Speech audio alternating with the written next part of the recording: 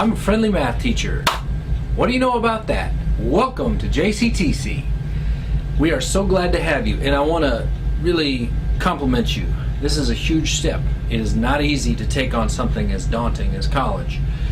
So I'm glad that you came to the orientation. We're glad to have you aboard. We hope that you continue on your journey and get to where you want to be. That's what we're here for, to help you get to where you want to be.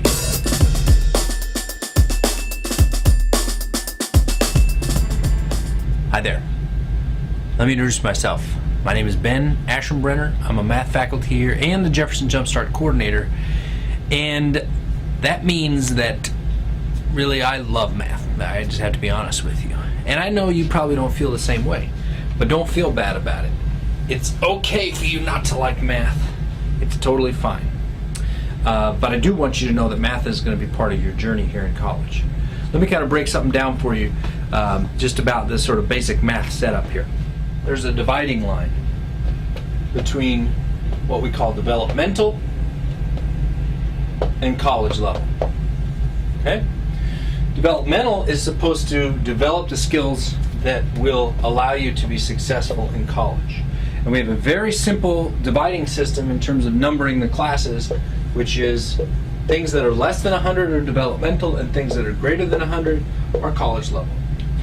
Now, at college, it doesn't matter what you came here for, a certificate, a degree, a diploma. In general, what you are going to need is a college level math course. And you're going to need to be successful in that college level math course. But what many of you will find is that as you start looking at getting to that college level math course, there's some developmental steps that you need to take.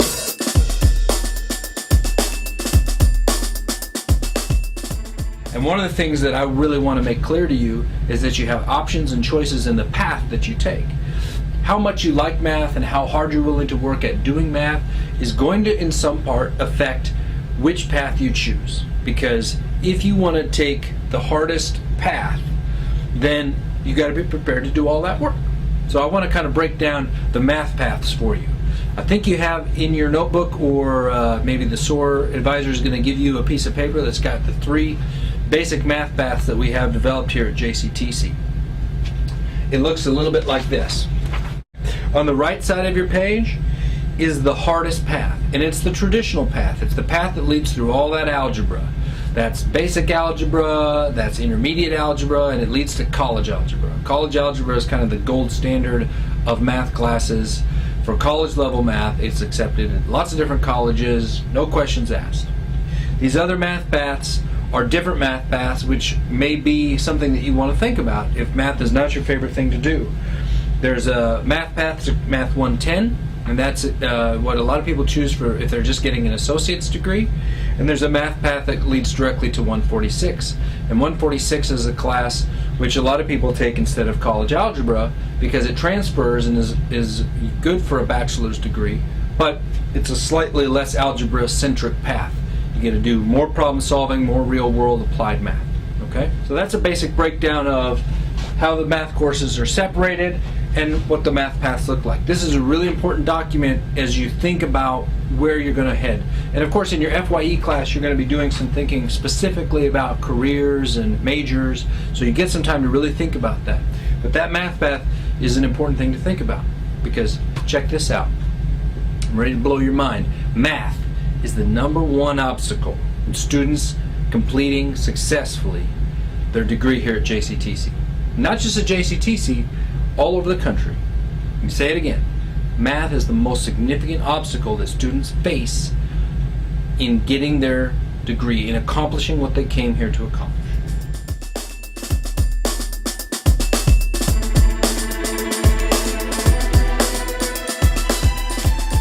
There are 3 big things to think about as you move into taking classes at JCTC in regards to math. Okay? One is, what is what I want to do say about how much I have to accomplish in terms of math? Okay, that's the math path question I already brought up.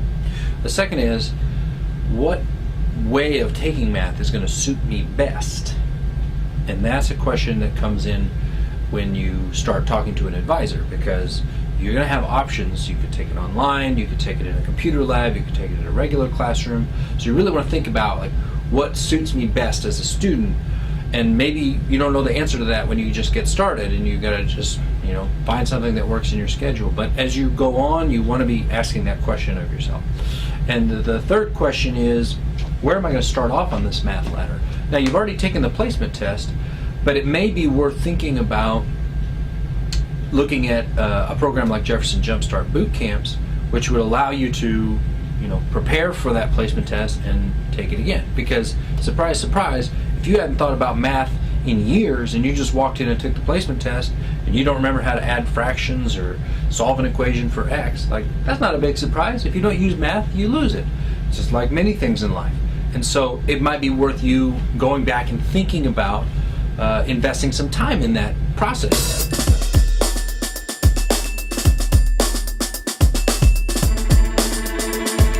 The boot camp that I run is designed specifically for that. Now, we take the students that place into the Math 55, which is our lowest level math class, and we talk about those basic math skills, how to add fractions, what about negative numbers, how does order of operations work.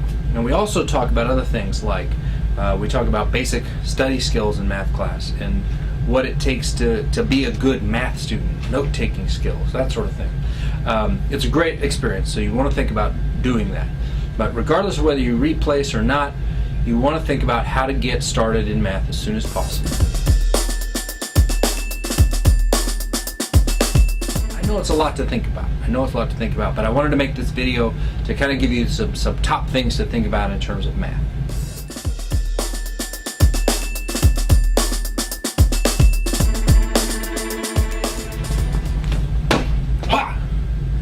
Okay, a couple things to wrap up here. I don't want to take too much of your time because I know you got a busy day, a lot of stuff going on. Talking to a math faculty member is really going to get you the best source of information about the math opportunities, math paths, what's difficult, you know, and somebody that you've worked with also is great in terms of giving you feedback and particular advice, personalized advice about what you need and what would work well for you.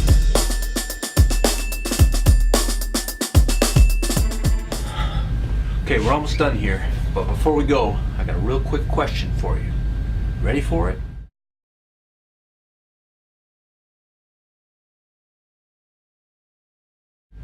Hope you enjoyed that. It's one of my favorite math jokes. We're real happy to have you here at JCTC, and we're excited about your future in college and your opportunity to be successful and do something with your life that's a little different than what you've done before. And I just want you to know that we're working really hard on this math issue. All of the staff, all the faculty, administration, we're working hard to make sure that you get to the right place and get where you need to go, and you can be successful in math, which will lead on to many great things. I hope you have a good first semester. Don't be shy about reaching out to me.